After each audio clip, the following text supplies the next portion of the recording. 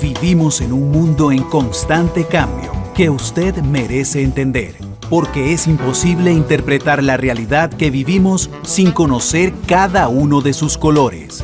Porque muchos son los tonos de la actualidad. Presentamos Matices. Una producción de Noticias Monumental.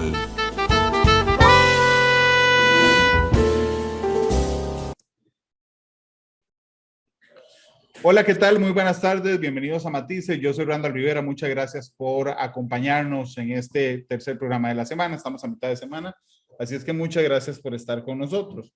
Justamente ayer se conmemoró el Día de la Prevención de la Hipertensión o el Día contra la Hipertensión, que es una enfermedad que afecta a muchísima gente, más de la que cualquiera de nosotros quisiera. Y yo creo que viendo la afectación que tiene, es muy importante detenernos un momento a pensar en eso. Yo invité al doctor Federico Malavasi, es cardiólogo. El doctor Malavasi nos acompaña esta tarde. Doctor, ¿cómo le va? Bienvenido al programa. ¿Qué tal? Buenas tardes, muchas gracias por la invitación. Todo muy bien, gracias. Muchas gracias, doctor.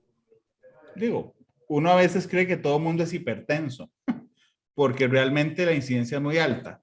Pero si me permite, empecemos de lo más básico. ¿Qué significa hipertensión y por qué lamentablemente es tan común en Costa Rica, doctor?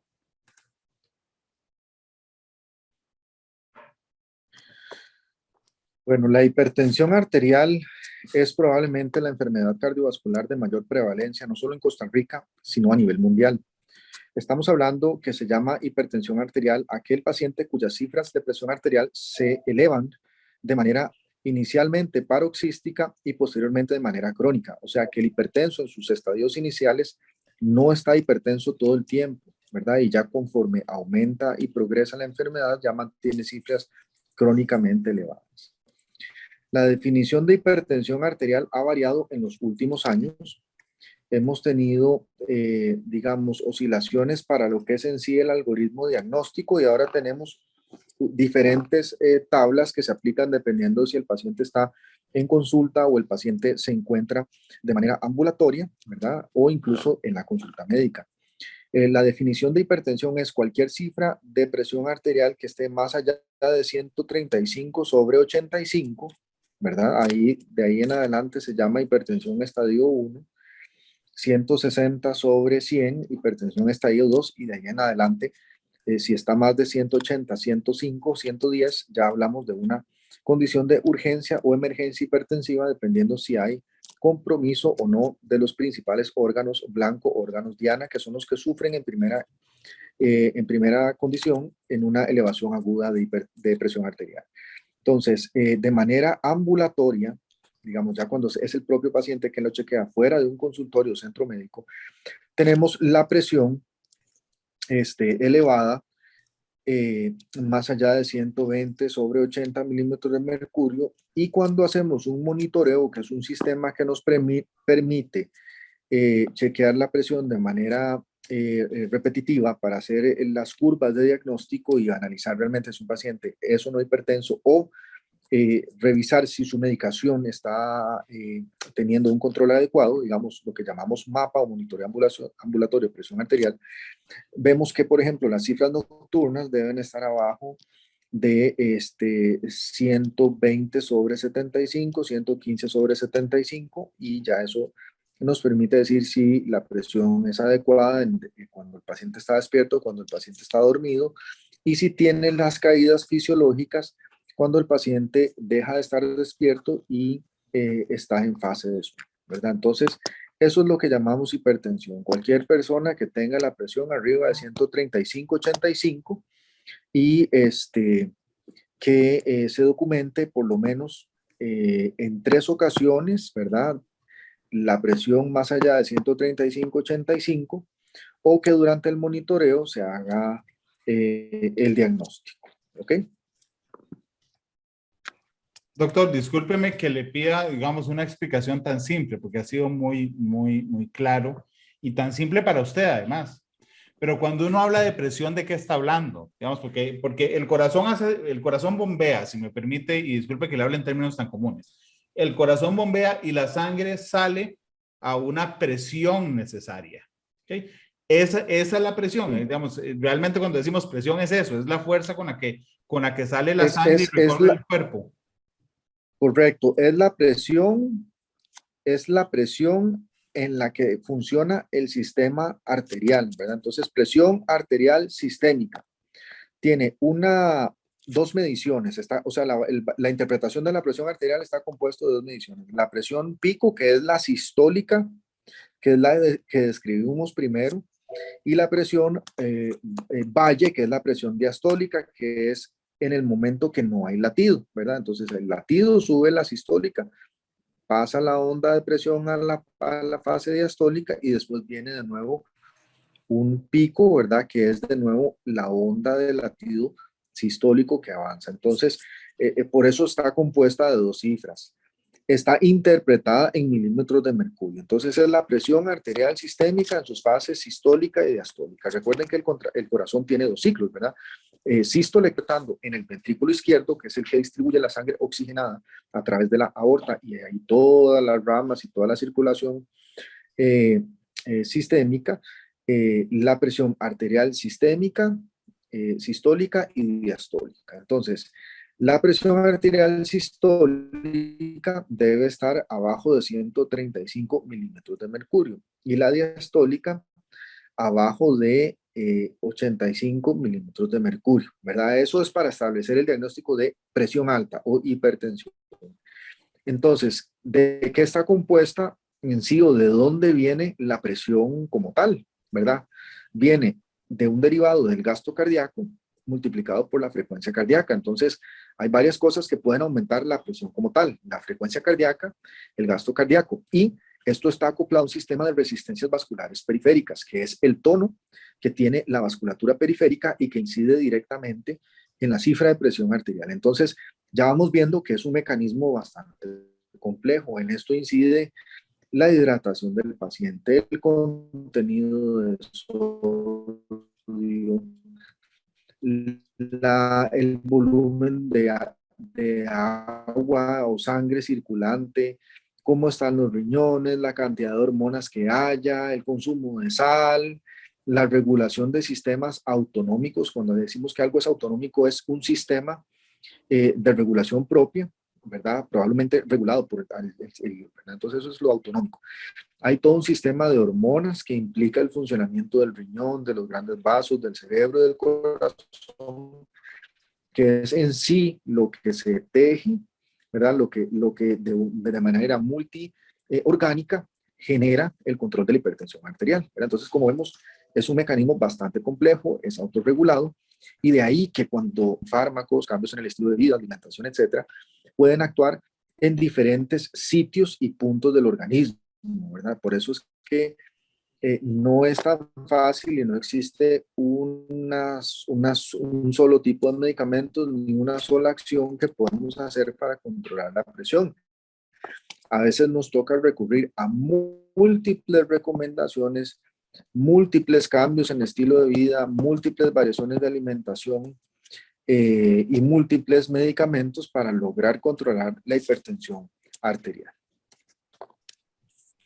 Doctor, un día de estos, yo no sé nada de mecánica, pero algo le pasaba a mi carro, como que perdía potencia, y entonces un mecánico de esos que son mañosos en el buen sentido de la palabra, es decir, conocen algunas cosas, quitó una pieza del escape y le ponía la mano. Entonces decía, vea, es que la presión del aire que entra por aquí es mucha menos de la que sale por aquí. Eso quiere decir que en algún lado se quedó pegada. ¿Okay? Entonces, para poner una comparación muy sencilla, si yo tengo un tubo muy largo, ¿verdad? Entonces, disparo agua a presión y mido la presión cuando sale. Digamos que en el mejor momento tendría que ser la misma presión la que entró que la que salió. ¿Okay? Pero entonces, entendiendo lo que me acaba de decir, puede haber un montón de cosas. Puede ser que en lugar de agua esté inyectando algo yo, que no es agua, sino algo más denso, y que eso baje la presión. O que tenga residuos de algo a la mitad del tubo y eso me baje la presión.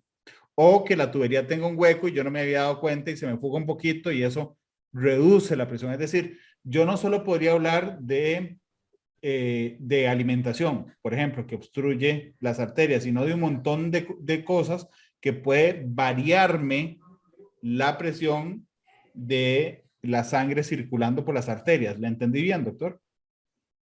Es correcto, o sea, hay múltiples sitios y muchas razones por las cuales la presión, la hipertensión puede tener elevación, ¿verdad? Entonces se habla de una clasificación bastante extensa, ¿verdad?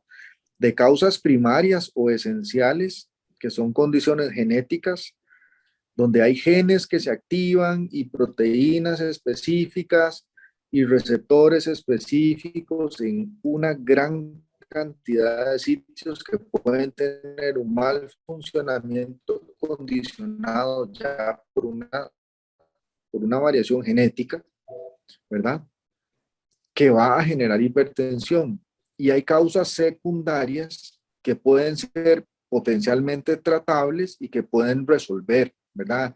El escenario más fácil es que sea una hipertensión secundaria.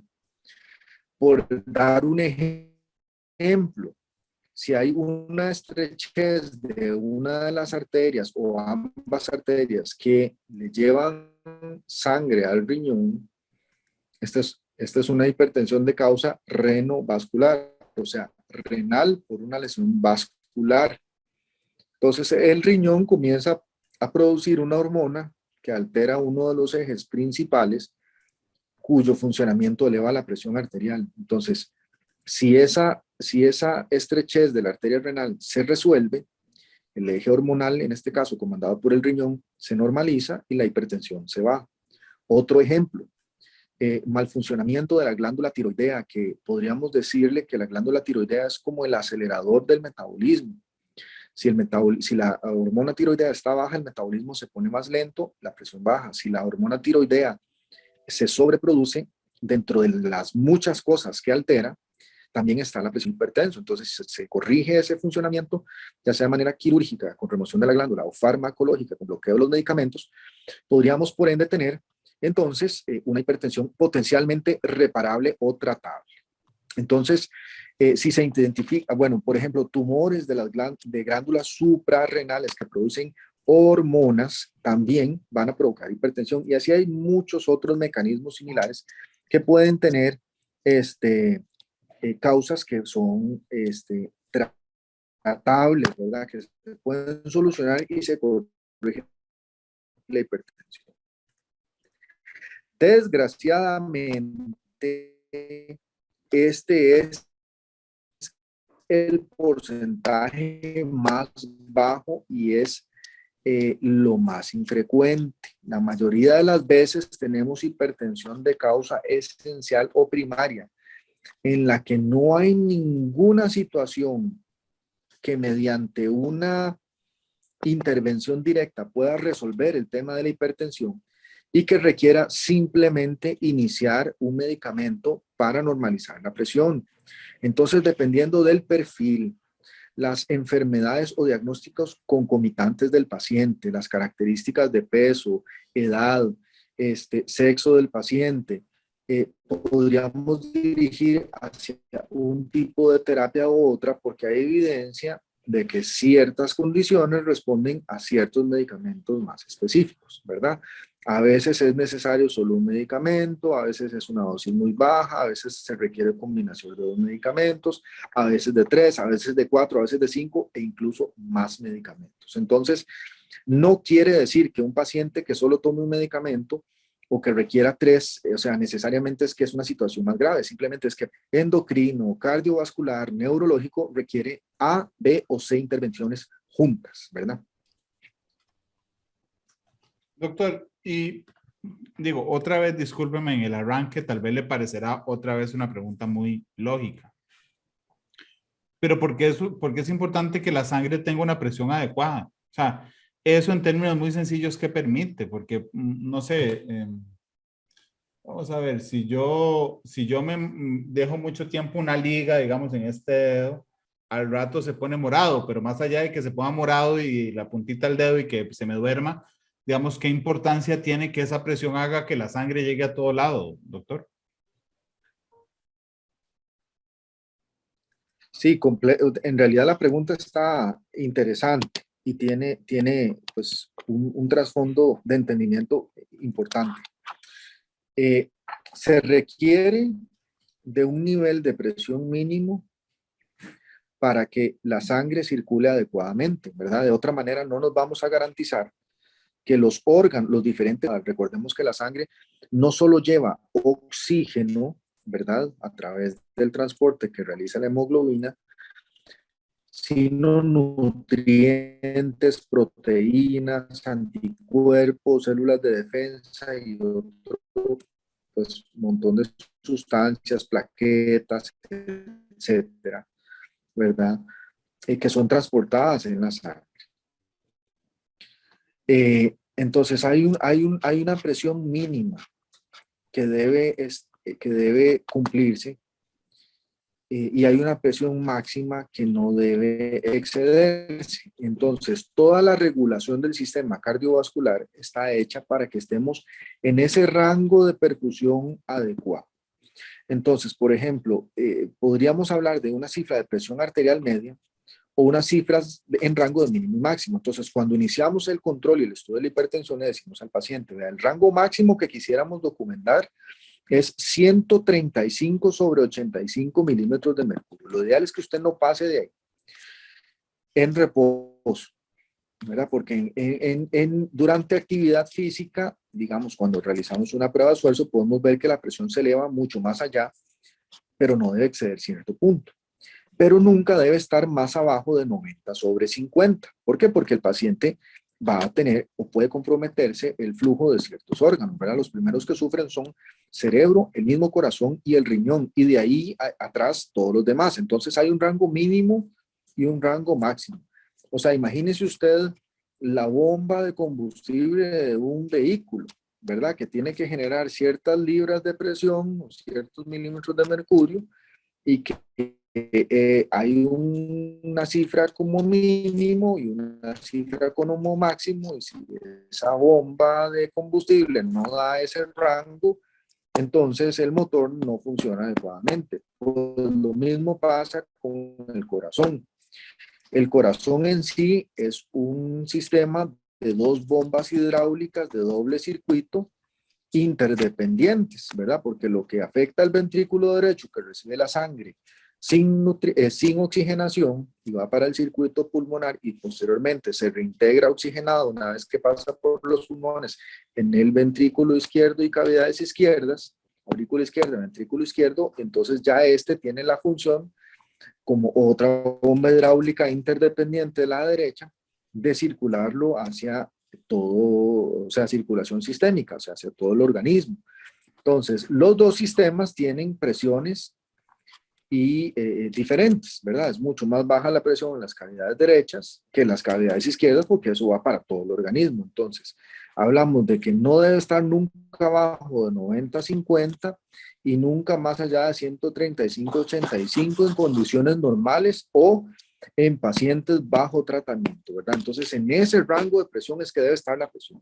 Ahora, ¿por qué necesitamos esa presión? Porque si no, los órganos, tejidos no van a recibir de manera adecuada los nutrientes, hormonas, anticuerpos, células de defensa.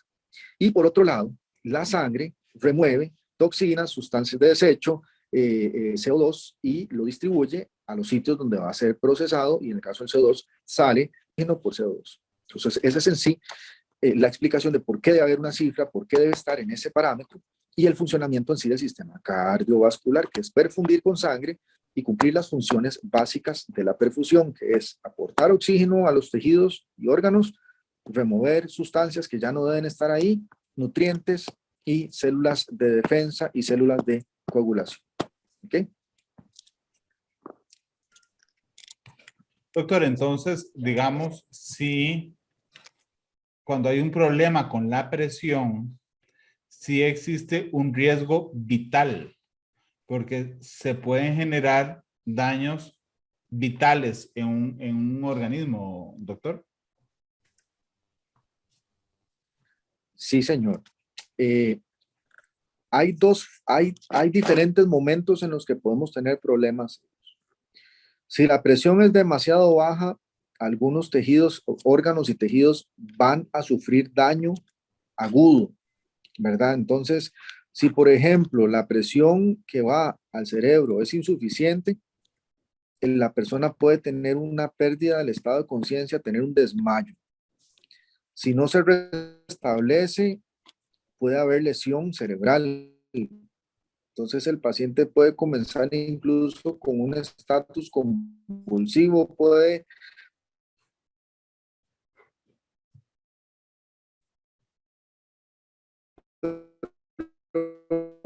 regresar hasta un paro respiratorio o incluso un paro cardíaco. Doctor, permítame un momento porque creo que se le fue ahí un poquito el internet.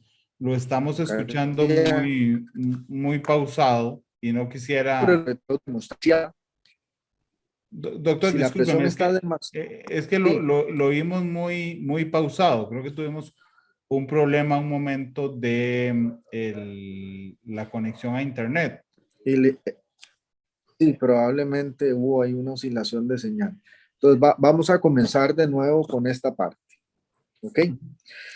Entonces, las complicaciones de la oscilación de la presión arterial, pues pueden tener diferentes manifestaciones, ¿verdad? Si la presión está demasiado baja, va a haber mal funcionamiento de órganos y tejidos, lesión que puede ser reversible o irreversible, ¿verdad? Entonces, estaba mencionando un ejemplo en el que si la presión está demasiado baja, el primero que va a sufrir es el cerebro, el mismo corazón en sí, el riñón, y de ahí vienen atrás el resto de los tejidos. Por ejemplo, el cerebro, si no le llega la circulación para mantener una perfusión adecuada, va a comenzar a hacer un mal funcionamiento que puede ir desde pérdida de conciencia transitoria, pérdida de memoria, incluso convulsiones, y todavía más agresivamente podría provocarse un paro respiratorio o más allá, ¿verdad? Lesiones de tipo irreversible.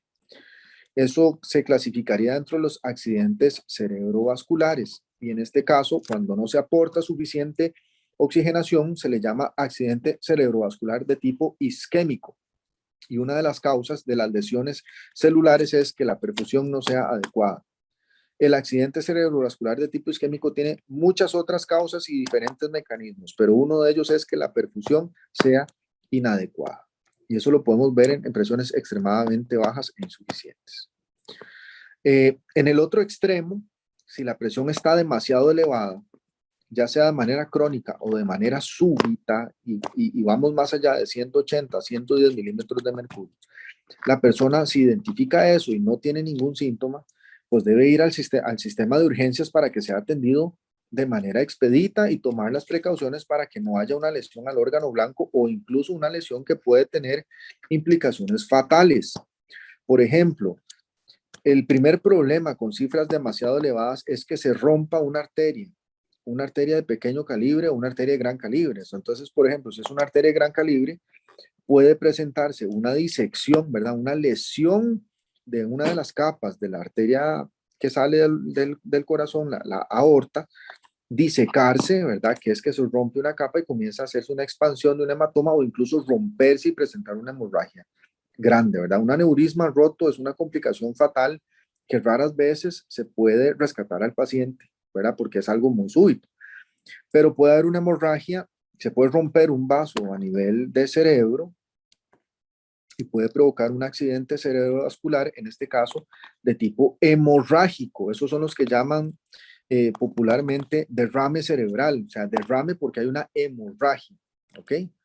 Entonces, eso es algo bastante serio. Puede haber un sangrado a nivel de retina, puede haber una lesión a nivel de riñón irreversible. Y recuerden que el riñón tiene pues muchísimas funciones, no solo la producción de la orina, que es en sí la manera en que se eliminan sustancias de desecho del metabolismo, sino control de temperatura corporal, pero hay muchas funciones hormonales, endocrinológicas que el riñón debe cumplir, y la la principal causa o la segunda causa, casi que la principal causa de lesión del riñón y progresión a insuficiencia renal crónica es la hipertensión no controlada adecuadamente. La segunda causa es la diabetes, ¿verdad? Entonces son dos enfermedades que a veces coexisten que lesionan el riñón, ¿verdad?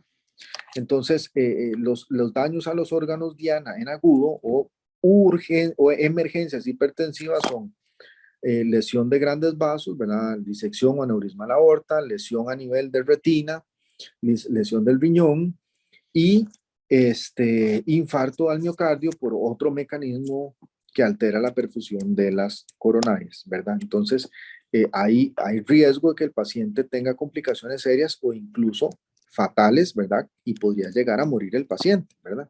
Un accidente cerebrovascular hemorrágico ya es algo bastante serio y dependiendo de dónde esté, va a comprometer el funcionamiento del cerebro y de ahí en adelante vienen las secuelas que puede tener, ¿verdad? Que pueden ir desde simplemente un dolor de cabeza muy intenso hasta muerte, ¿verdad? Lesiones irreversibles del funcionamiento del cerebro, ya sean motoras, sensoriales, memoria, ¿verdad? Pérdida completamente de la posibilidad del paciente de mantener un estilo de vida normal y crean dependencia en el cuidado porque el paciente no va a poder valerse por sus propios medios y queda severamente lesionado. ¿Okay? Entonces, eso es un poco lo que podría pasar si la pérdida del equilibrio, del control que normalmente realiza el organismo sobre la presión se da en ese caso. Sí, realmente es un tema muy interesante. Y por eso, discúlpeme que haya empezado con preguntas que para usted supongo que todos los días tiene que ver esto, pues son muy simples. Pero eso nos permite a nosotros digamos, un mejor entendimiento de los riesgos. ¿Cuáles son a su criterio? No, perdón, antes de esto. El problema de la hipertensión, doctor, ¿es muy común en Costa Rica o es muy común en el mundo o es muy común en América? Porque, digamos, quisiera saber si es un tema de las costumbres de la era moderna o posmoderna o es una cuestión más cultural, doctor. No, es una enfermedad de carácter mundial. De hecho, si usted revisa la estadística de la Organización Mundial de la Salud, usted ve que la primera causa de muerte, enfermedad y morbilidad a nivel mundial es las enfermedades cardiovasculares. La prevalencia de la hipertensión pues varía según países en la que la prevalencia mínima anda alrededor del 15% y otros donde se habla de un poquito más del 30%. Entonces definitivamente hay situaciones sí culturales porque tiene que ver con alimentación, tiene que ver con el nivel de manejo del estrés, tiene que ver con el peso del paciente, tiene que ver con el estilo de vida, ¿verdad? Entre más demandante, restricción de sueños, perfil ejecutivo o, ¿verdad? Rango socioeconómico, estrés crónico, posibilidad de no tener una alimentación balanceada, ¿verdad? Entonces vean que extremos socioeconómicos distintos, culturales distintos, manejo de estrés distintos, esquemas profesionales distintos, ¿verdad? Pueden incidir en que aparezca la hipertensión arterial, sin dejar de lado la parte genética, porque hay incluso cierto tipo de razas que tienen pues un poco más de incidencia de hipertensión que otras. Hay cierto tipo de alimentaciones, ¿verdad? Que ya es un tema cultural que se asocia un poco más a hipertensión arterial. Hay cierto tipo de exigencias socioeconómicas, ¿verdad? Que podrían asociarse más a hipertensión arterial. Hay cierto tipo de maneras y estilos de vida que se asocian más a hipertensión. Hasta tipos de personalidad se asocian más a hipertensión que otros, ¿verdad? Entonces, en realidad, es una pandemia que lleva años que no hemos podido controlar adecuadamente. Al menos ahora tenemos una gran cantidad de medicamentos, de recomendaciones para cambio de estilo de vida, ¿verdad? Que podemos implementar en nuestros pacientes, pero aún así no logramos tan fácilmente normalizar la presión o por lo menos tenerla en un rango en el que podamos garantizar que no va a haber hipertensión. Si fallamos en tener las cifras en los rangos que al principio mencionamos, por más que el paciente haga ejercicio, coma sano, si la presión persiste alta, no le estamos dando la protección que el paciente necesita y va a haber cambios en su organismo, en órganos, que a final de cuentas van a pasar la factura, ¿verdad? Un paciente que aunque haga un poquito de ejercicio, pero se mantiene con la presión muy elevada, no se está quitando encima ni el riesgo de infarto, ni el riesgo de que haga engrosamiento de las paredes del corazón y esto progrese a falla cardíaca y haga arritmias secundarias o de tener un accidente cerebrovascular, no se lo está quitando de encima como debería hacerlo si cumple y se llega a las cifras de control meta. Entonces, en resumen, es una pandemia. Podríamos hablar de, dependiendo de los países, hasta que un 30% de la población de ese país es hipertenso y usted puede inmediatamente deducir que eso tiene unas implicaciones económicas importantísimas y serias porque es la principal causa de gasto de los sistemas de salud a nivel mundial, ¿verdad? Las aseguradoras, tanto nacionales como privadas, pues gastan la mayor cantidad de su presupuesto en control de enfermedades cardiovasculares y dentro de esas la primera es hipertensión arterial. Doctor, permítame hacer una pausa comercial. Regresamos de inmediato con matices. Ya volvemos.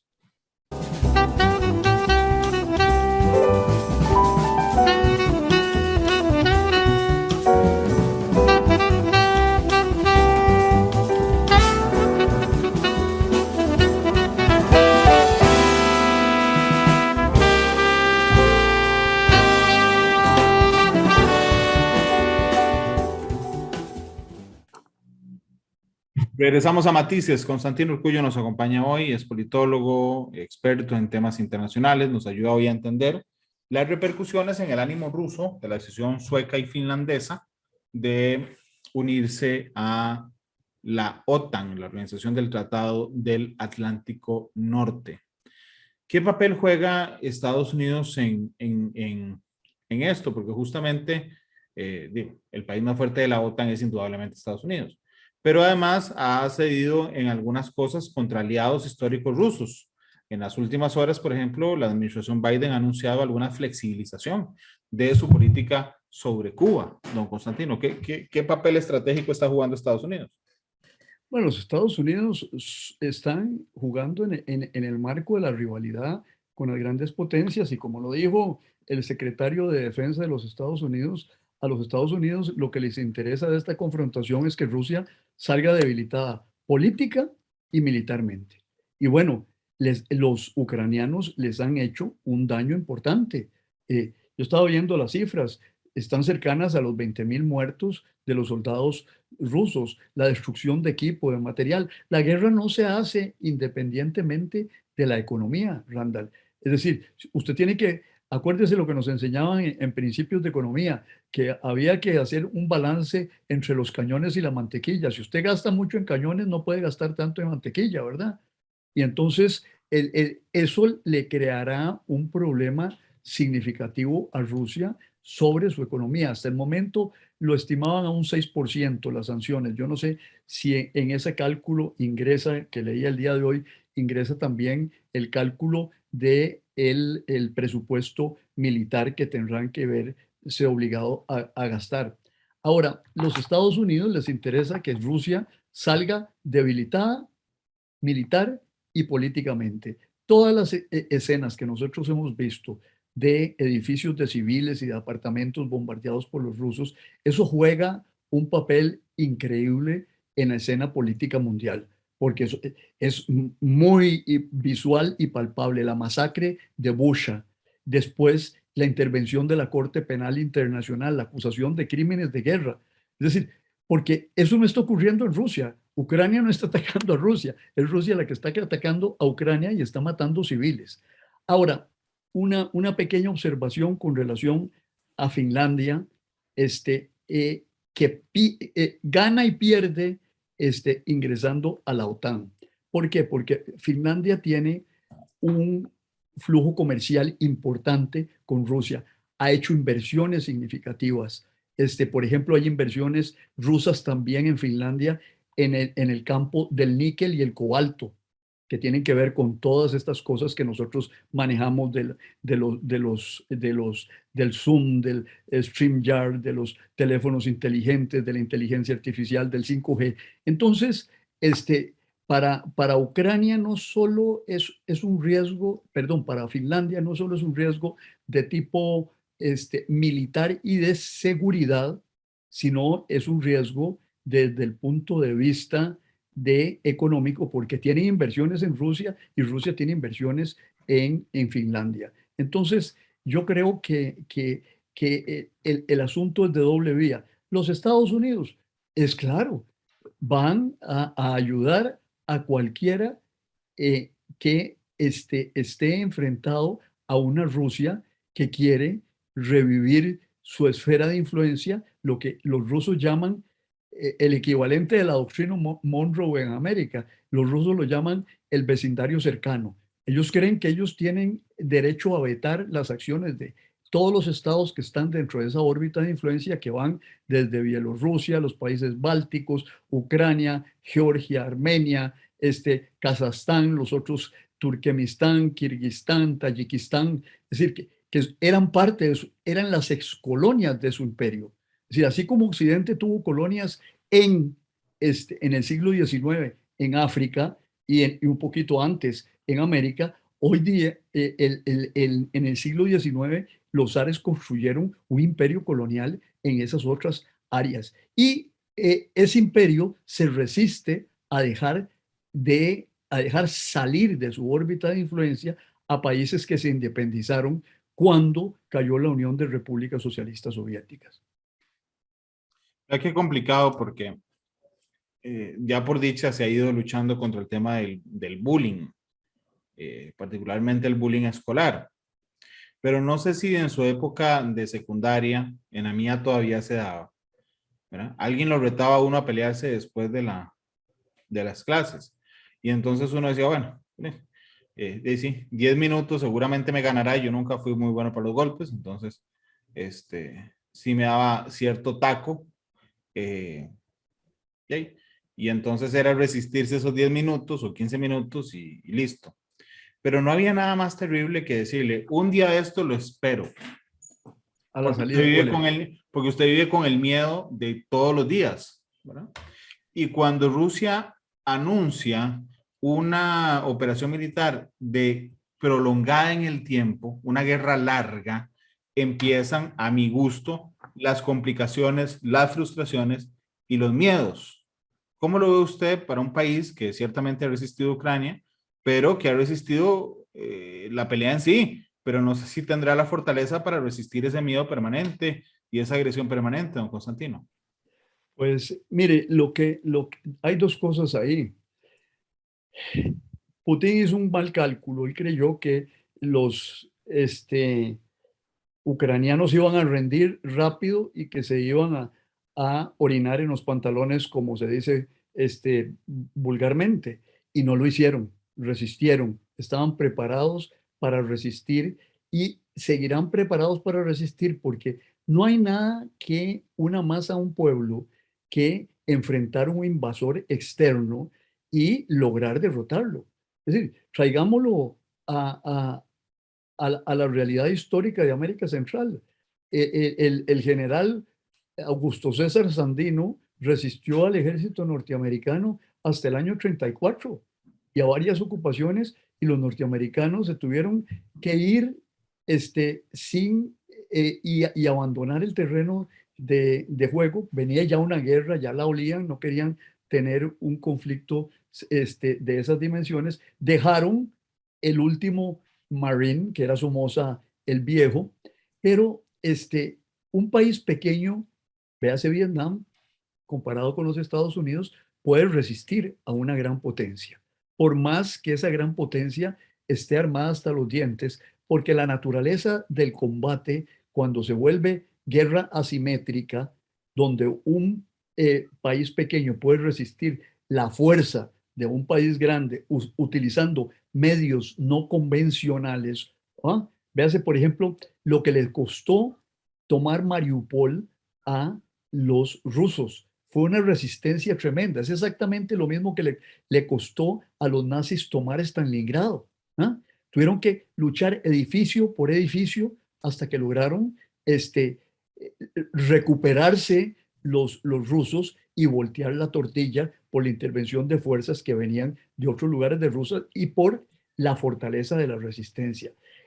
¿Cuánto puede durar eso? No lo sabemos, pero ese esfuerzo de un pueblo por resistir al invasor es una parte de la tortilla. La otra parte es el invasor puede resistir gastar y gastar y gastar recursos, no dedicarlos a darle mantequilla al pueblo ruso, sino gastarlo todo en cañones indefinidamente. Creo que tampoco.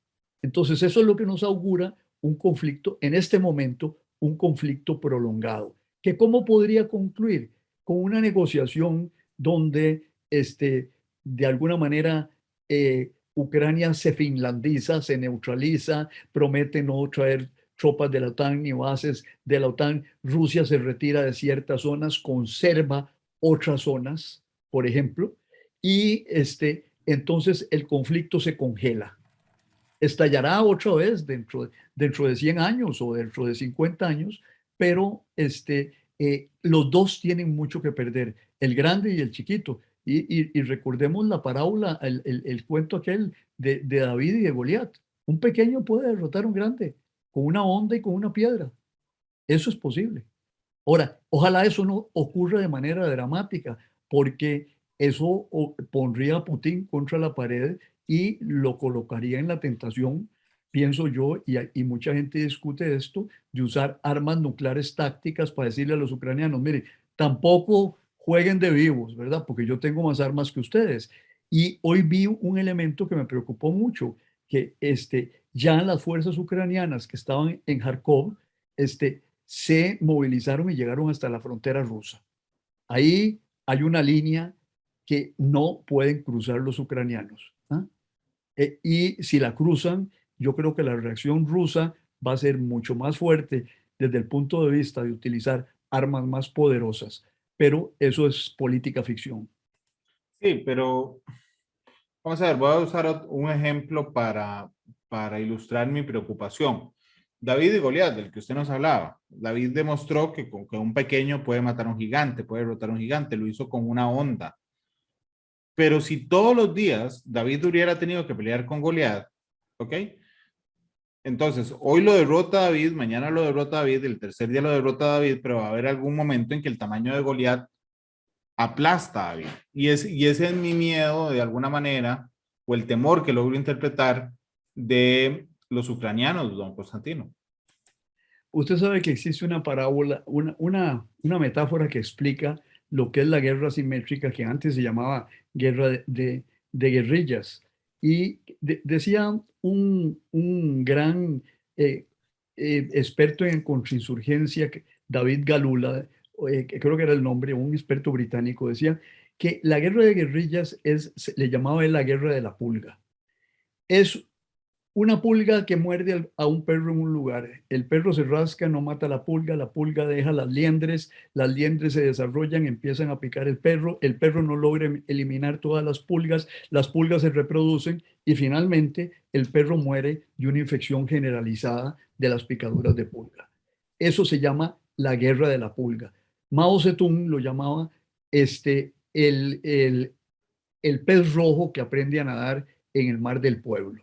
Es decir, el mar es enorme, detectar al pececito que anda nadando en el mar del pueblo es muy difícil. Supongamos que Rusia ocupa la totalidad de Ucrania, pero eso no elimina la insurrección y la permanencia de fuerzas que se enfrentan al ocupante. Mire, hay una frase que a mí, cuando hablan de estos temas, siempre me encanta. Usted sabe que el gran artífice de la resistencia a los Estados Unidos en la guerra de Vietnam fue el general Giap. Y el general Giap, decía un periodista norteamericano, escribió un libro que se llamaba De cómo el profesor de historia derrotó a las computadoras del Pentágono. La guerra no es solo los recursos materiales empleados, tiene que ver con el espíritu de un pueblo, de resistencia, con el nacionalismo. Y eso es lo que estamos viendo en Ucrania. Y no lo habíamos visto en la órbita de la Unión Soviética. Hungría fue aplastada, ¿ah?, en el 56. Checoslovaquia fue aplastada en el 68. Es decir, y ahí no hubo la resistencia que usted se encontró aquí, que dura ya 2 o 3 meses. Los tanques rusos entraron felices a Praga, les tiraron 3 o 4 cócteles Molotov y el asunto paró, ¿ah?, y ocuparon Checoslovaquia. Pero en aquel entonces, hoy existen como 2 países separados, Chequia y Eslovaquia. Pero yo lo que creo es que un adversario pequeño, bien administrada su resistencia, puede derrotar a cualquier adversario grande. Le hace Estados Unidos, le hace China, le hace Rusia. Y lo que estamos viendo pareciera que prefigura eso. Tal vez no es de que las tropas ucranianas van a entrar a Moscú, eso es impensable, pero sí me parece que podría desembocar el conflicto en una situación en la que las tropas ucranianas hacen retroceder a los rusos en sectores importantes de su territorio y los rusos guardan algunos enclaves y negocian un cese al fuego que me hace imaginar a mí en una situación parecida a la de las 2 Coreas, ¿verdad? A partir de un paralelo permanecen los rusos, a partir del otro permanecen los ucranianos y sería lo que yo llamo la opción coreana. Eso podría ser.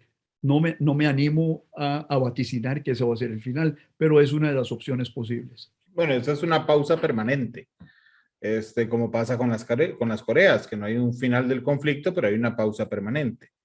Usted decía ahora, bueno, es que los ucranianos no pueden pasar a territorio, no es inteligente pasar a territorio ruso. Y me recordó de alguna manera la posición del presidente francés, Emmanuel Macron, que ha insistido desde el inicio de este conflicto en no cerrarle las puertas de salida a Vladimir Putin. Es decir, a no encerrarlo en una jaula donde se le acabe cualquier salida, don Constantino. Eso es lo más inteligente que se puede pensar, porque lo otro es encerrarlo en una jaula y exponerlo a que le surjan adversarios que lo quieran desplazar del poder y lo único que haría es radicalizarlo absolutamente más. Yo creo que hay que descartar, si podemos jugar usted y yo al rol de hacedores de estrategia, a mí me parece esa la opción más razonable para todos los que están en juego. Pero lo que ocurre es que la guerra, mire, Randall, había una frase que utilizaba un general alemán, decía que los países diseñan estrategias, los militares diseñan estrategias, pero cuando empiezan los balazos, todas las estrategias se acabaron y hay que volverlas a reformular. Y entonces yo creo que aquí no podemos tener absoluta seguridad que las estrategias diseñadas van a funcionar en el sentido de parar el conflicto, sino que muchas de esas estrategias y ya el desarrollo de los acontecimientos en el terreno, lo que podrían llevar es a un enfrentamiento más amplio y a la escalada. Es decir, nadie descarta, mire, yo todo lo que leo sobre esto, Randall, nadie descarta que esto pueda llevar a un conflicto mucho más amplio e inclusive hay gente que escribe que esto podría llevar a una confrontación de tipo nuclear o táctica o ya más generalizada.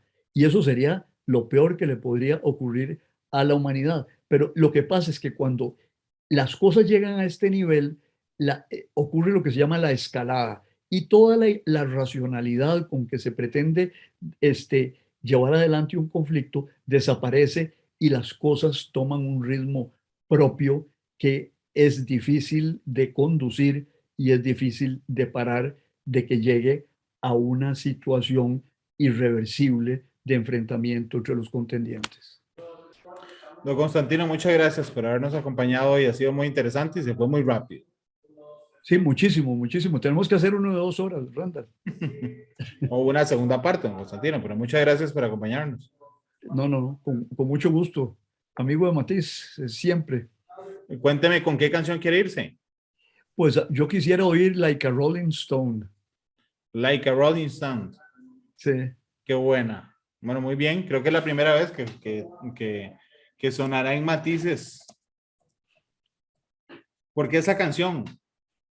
Porque eso me remite a mi época de estudiante en California cuando tenía 17 años y estaba en toda la protesta en contra de la guerra de Vietnam de los estudiantes, y Mick Jagger cantaba eso, cantaba también Blowing in the Wind, como era, Bob Dylan, y estaba el rock político en medio del desarrollo más extraordinario en ese entonces. Yo oigo esa música, Randall, y me voy atrás a mis 17 años.